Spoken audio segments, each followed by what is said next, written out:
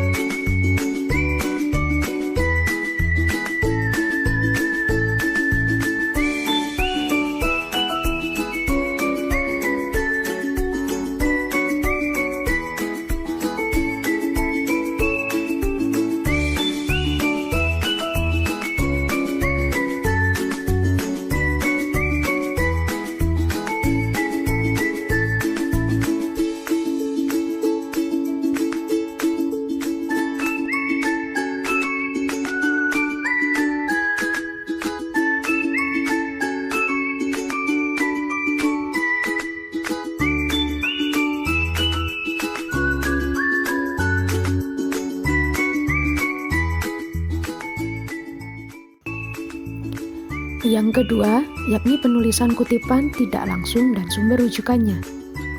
LHO sebagai teks yang bersifat ilmiah, laporan hasil observasi harus menyajikan data yang akurat. Salah satu cara untuk menyajikan data yang akurat sebagai pendukung hasil observasi dapat menggunakan sumber lain, baik berupa buku atau artikel, maupun dari sumber digital. Nah, perhatikan ada dua contoh kalimat di sini. Yang pertama ada kunang-kunang betina ada yang mempunyai sayap dan tidak mempunyai sayap sehingga tidak selalu terbang. Dalam kurung Boror dan White 1970-37. Kemudian di situ ada Esik dalam kurung 1958,78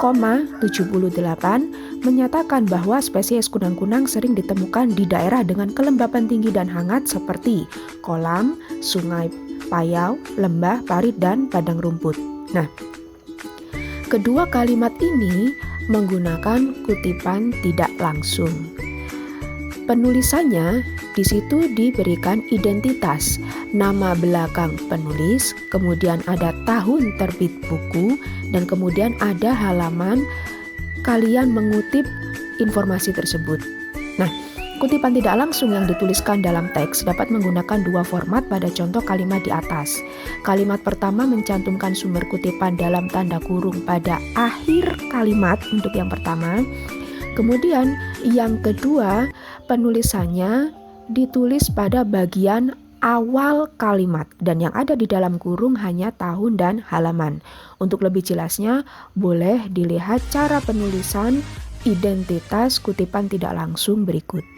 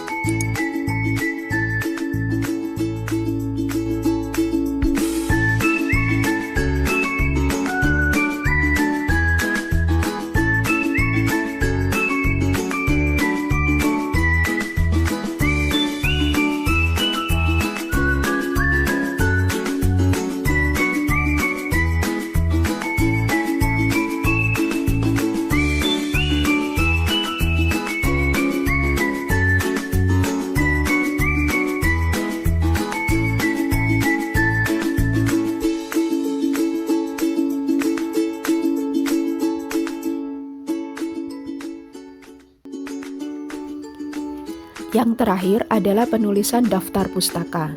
Semua sumber kutipan harus dicantumkan pada daftar pustaka untuk menghindari plagiarisme atau pengambilan karya orang lain tanpa izin. Jika dituliskan dalam daftar pustaka, bisa kalian lihat ada contoh di bawahnya ini. Nah, penulisan daftar pustaka mencantumkan nama penulis, tahun terbit, judul buku, kota penerbit, dan nama penerbit secara berurutan.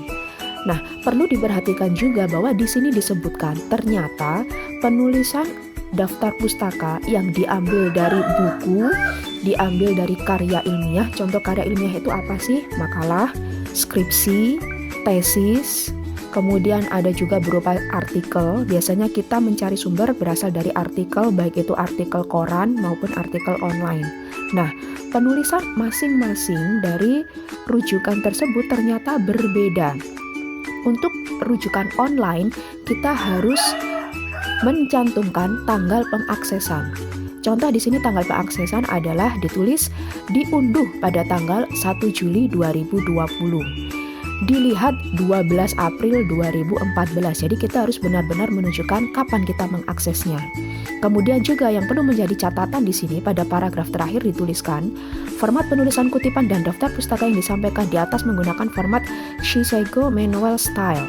Kemudian ada lagi APA, American Psychological Association, ada MLA, Modern Language Association. Maksudnya adalah setiap lembaga biasanya menentukan jenis format yang digunakan, termasuk dalam kegiatan lomba karya tulis ilmiah. Intinya adalah ketika kita menulis daftar pustaka, ternyata kita harus mengikuti yang biasa digunakan pada lembaga tersebut. Yang akan Bu Eka contohkan adalah yang biasa kita gunakan menulis sumber rujukan dari buku dan digunakan di Indonesia. Silakan disimak.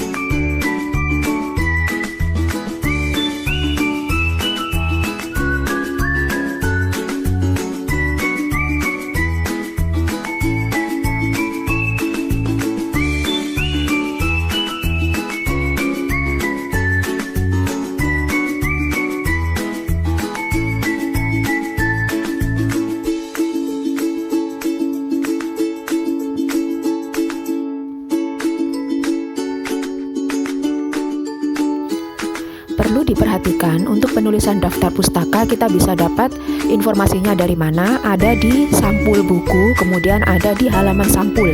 Halaman sampul itu ada di bagian lembar pertama buku pada umumnya. Kemudian yang perlu diperhatikan lagi, apabila menulis daftar pustaka tidak cukup dalam satu baris, ditulis di bawahnya agak menjorok ke dalam. Jadi tidak lurus dengan baris yang di atasnya, tapi agak menjorok ke dalam.